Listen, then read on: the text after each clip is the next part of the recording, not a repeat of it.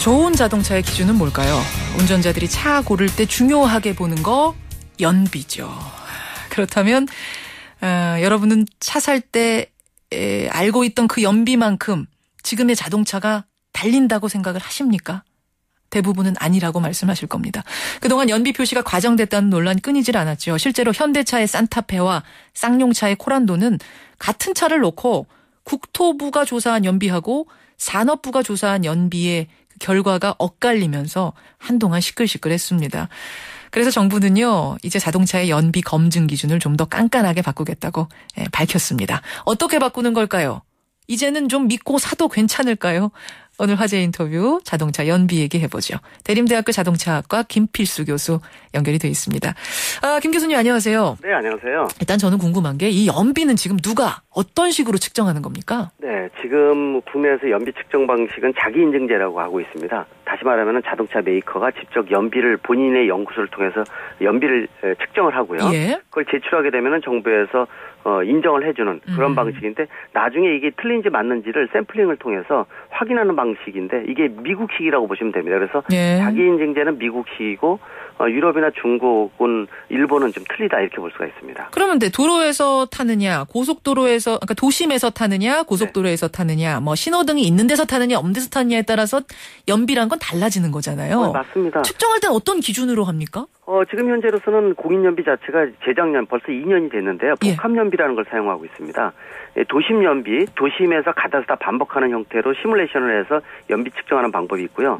고속도로에서는 정소로 보통 달리는데 고속도로 연비가 좋게 나올 수밖에 없는데 이 두 가지 연비를 각각 55%하고 45%를 가중치를 적용해서 복합연비 두 가지로 표시하게 돼 있고요. 예. 그래서 이 아마 옆에 이 딱지를 보시게 되면은 예. 복합연비하고 도심하고 고속도로 주행연비에서 각각 이렇게 별도로 표시되게 돼 있습니다. 그렇군요. 네. 근데요, 실제로 운전을 해보면 차 살 때 딜러가 알려줬던 연비하고 네.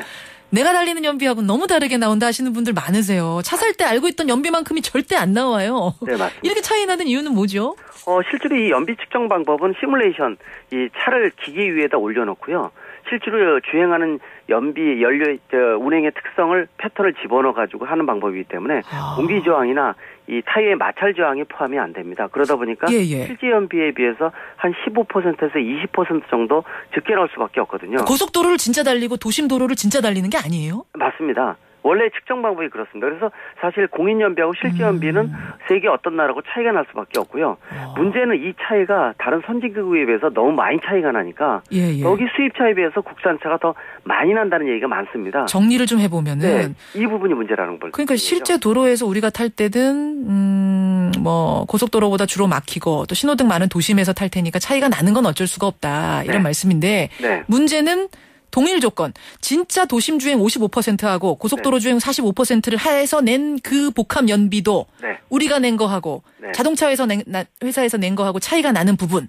예. 그러니까 크게 두 가지가 있습니다. 사실 실제 연비하고 공인 연비가 차이가 나는 것은 인정을 해줄 수밖에 없고요. 예. 지금 연비 측정 방법이 문제가 되는 것은 공인 연비 측정법 자체도 원래 떨어지는 공인연비 자체도 신뢰성이 좀 떨어졌기 때문에 실제로 이게 미국에서 문제가 돼서 보상을 해준 경우거든요.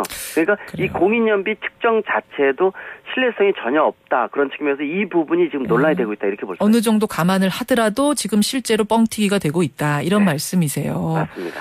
그래서 우리 정부가 이제 관리 감독을 좀 깐깐하게 하겠다고 발표는 했는데 어떻게 바뀌는 거죠?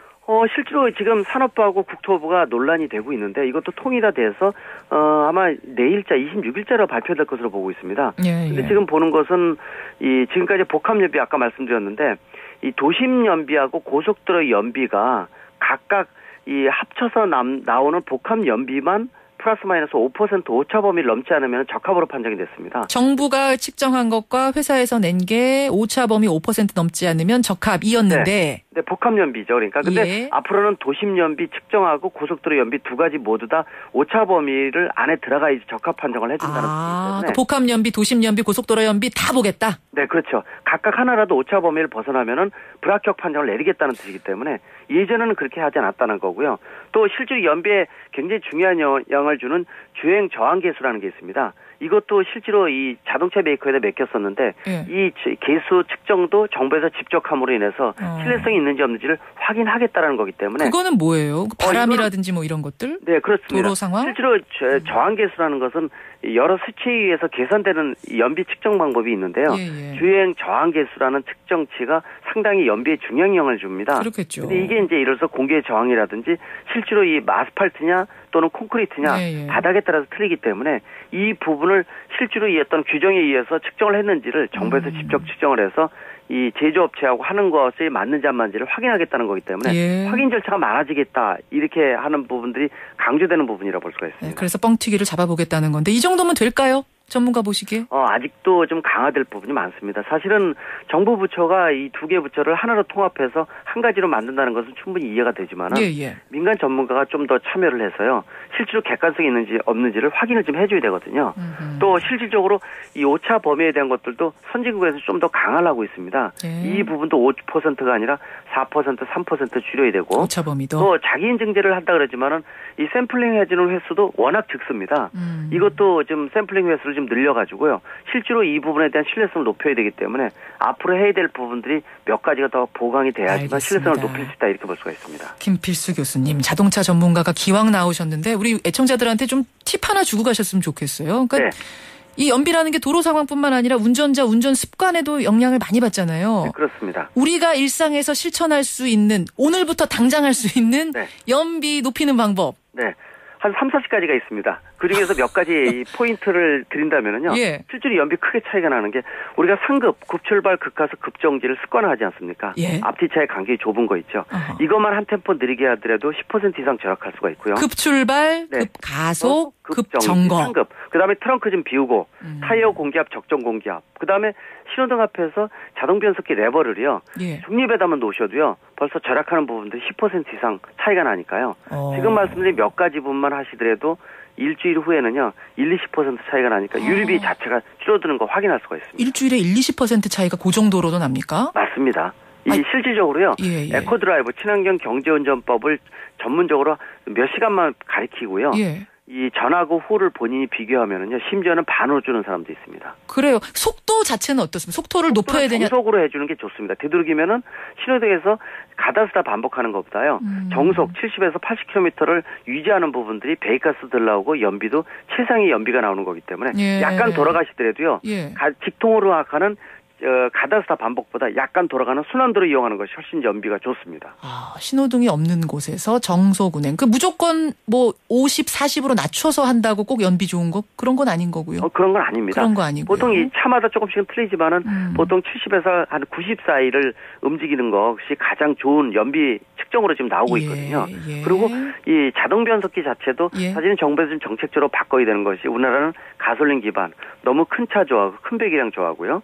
저 자동 변속기 자체가 많이 100% 고급화되어 있는데 유럽은 두 대 중에 한 대인데요. 이런 정책적인 부분들도 연비를 높이는 정책 배려가 좀 필요하다. 그래서 운전 방법 개선뿐만이 아니라 실제로 시스템 자체도 정부에서 바꿔주는 노력도 필요하다고 볼 수가 있습니다. 알겠습니다. 저도 오늘부터 좀 실천을 해봐야겠네요. 무조건 속도 줄이는 것도 아니고 밟았다. 섰다 뭐죠? 섰다 갔다, 서다 가다. 이게 더 안 좋다는 말씀? 맞습니다. 타이어 공기압도 중요하다는 건 또 처음 알았네요. 이거는 왜냐면 연비도 그렇지만은요. 실제로 안전에 직접적인 영향을 주는 거기 때문에 최소한 타이어 공기압, 적정 공기압 유지를 일일 점검, 하루에 몇 번씩 보더라도 부족함이 없는 것이 타이어 점검이라고 볼 수가 있습니다. 여기까지 듣죠. 고맙습니다. 네, 감사합니다. 김필수 교수였습니다.